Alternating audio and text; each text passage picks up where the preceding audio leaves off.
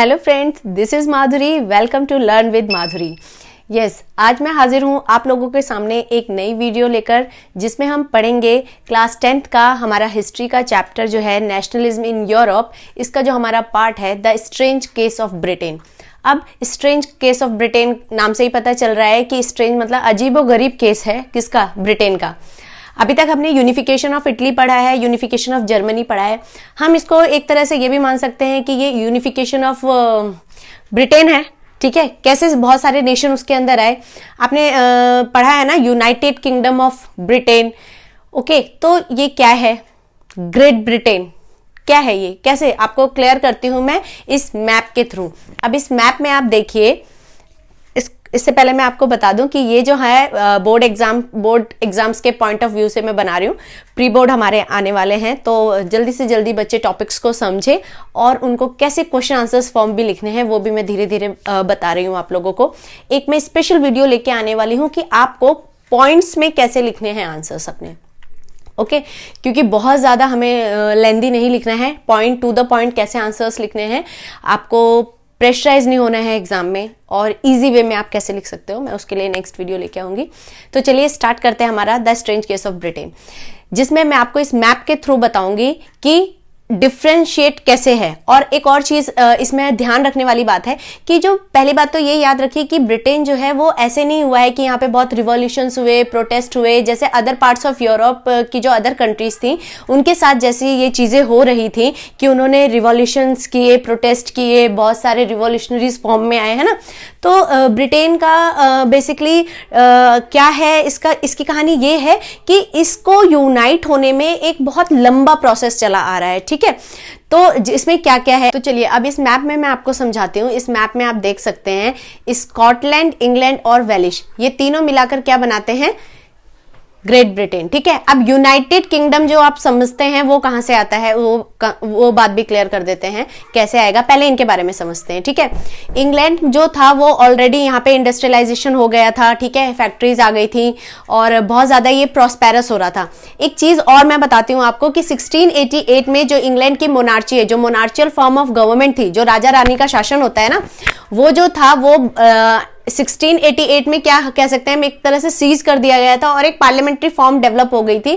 क्योंकि राजा रानी क्या चाहते थे कि हम भैया आराम से जैसे लोगों के अकॉर्डिंग, मन मुताबिक उनके अकॉर्डिंग चीजों को करें, ऐसा ना हो यहाँ पे भी रिवॉल्यूशंस क्रिएट हो जाए, यहाँ पे भी लोग रिबेल करने लगे, तो वो चीजें फिर हाथ से निकल जाएंगी, मतलब हमारी भी जो भी इज्जत है वो भी निकल जाएगी, क्योंकि अदर यूरोपियन कंट्रीज सब नेशन स्टेट्स के लिए लड़ रहे थे।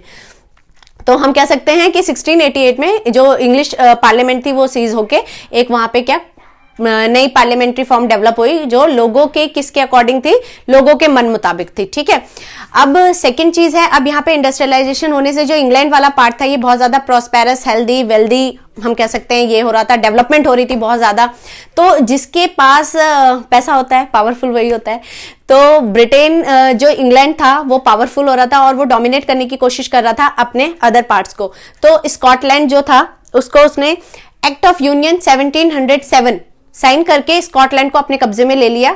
ठीक है, अब स्कॉटलैंड और इंग्लैंड और वेल्स मिला के ये बना रहे हैं हमारा ग्रेट ब्रिटेन। अब बात करते हैं नॉर्दर्न आयरलैंड की बात करते हैं। अब बात करते हैं आयरलैंड की, जिसमें आयरलैंड जो है हमारा, इसको समझते हैं कि ये कैसे आके जुड़ा और आयरलैंड ही मिला के हमारा बनाएगा यूनाइटेड किंगडम। ठीक है, चलिए अब आप देखोगे जैसे रिलीजन होते हैं ना अलग अलग, तो सब में क्या होता है बेसिकली, रिलीजन में भी लोग ना क्या हो जाते हैं कि ग्रुप में डिवाइड हो जाते हैं। जैसे हम कहते हैं ना जैनिज्म है, उसमें भी लोग श्वेतांबर, दिगंबर, इसमें डिवाइड हैं। हिंदू में भी लोग, हिंदुइज्म में भी सबको लगता है कि बहुत सारे ग्रुप्स हैं, है ना, सब रिलीजन भी होते हैं। तो क्रिश्चियनिटी में क्या है, उस टाइम लोग कैथोलिक्स और प्रोटेस्टेंट्स में डिवाइडेड थे। ठीक है, रिलीजन एक ही है बट लोग अपना ग्रुप अलग फॉर्म कर देते हैं ना, कोई एक डिफरेंस होता है कि आपको ऐसे आपको प्रेयर करनी है, ऐसे नहीं प्रेयर करनी है। ठीक है, वो अपनी अपनी खैर हर रिलीजन की अपनी अलग चीज होती है। मैं पर्सनली उस पर कोई कमेंट नहीं कर रही हूँ, मैं बस आपको समझाने के लिए बता रही हूँ कि क्रिश्चियनिटी में कैथोलिक्स और प्रोटेस्टेंट दो फॉर्म डेवलप हो गया था। जो इंग्लैंड में थे वो ज्यादातर क्या थे, प्रोटेस्टेंट थे, ठीक है। और जो आयरलैंड में थे वहां कैथोलिक्स ज्यादा थे, स्कॉटलैंड में भी कैथोलिक्स ज्यादा थे।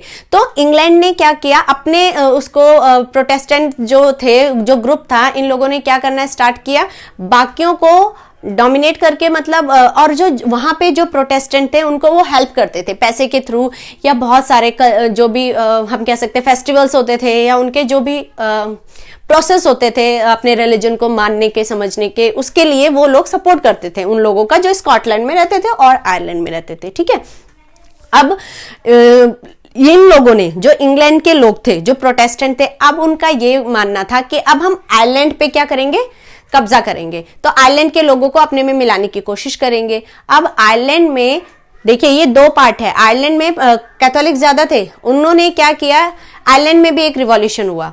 वुल्फ टोने, एक आप नाम पढ़ेंगे यहाँ पे, एक रिवॉल्यूशनरी थे, इन्होंने एक रिवॉल्ट कर दिया कि हमें क्या, ब्रिटेन के अंडर में हमें नहीं आना है, हमें अपने आप को अलग रखना है इससे, और हम ब्रिटेन के अंडर में नहीं आने वाले हैं, हम ग्रेट ब्रिटेन का पार्ट नहीं बनने वाले हैं, ठीक है।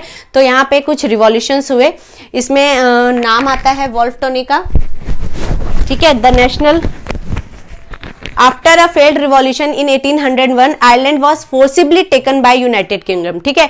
एक तरीके से हम कह सकते हैं रिवॉल्यूशन की कोशिश तो की गई थी, बट आयरलैंड को क्या किया गया, फोर्सिबली यूनाइटेड किंगडम ने ले लिया था, और जिसमें से नॉर्दर्न आयरलैंड जो है वो तो ग्रेट ब्रिटेन का पार्ट बन गया था, बट जो नीचे वाला पार्ट आप देख रहे हो ना, ये रिपब्लिक ऑफ आयरलैंड है, ये उनके साथ नहीं मिला, ये अपना एक सेपरेट स्टेट बन के रहा था, ठीक है। तो ये पूरा ओवरऑल केस था ब्रिटेन का, जिसमें हमने बात की कि ब्रिटेन कैसे यूनाइट हुआ, ठीक है। तो ग्रेट ब्रिटेन क्या है और यूनाइटेड किंगडम ऑफ ब्रिटेन क्या है, ये आपको आई होप क्लियर हो गया होगा।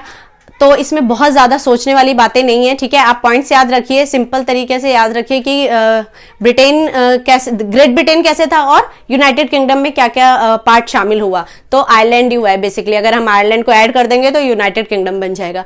तो ये बहुत ज्यादा एग्जाम में नहीं बार बार पूछा गया है, बट फिर भी आपको याद रखना है और जानना है।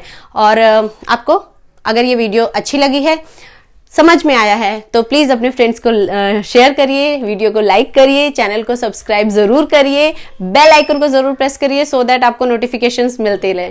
Thank you.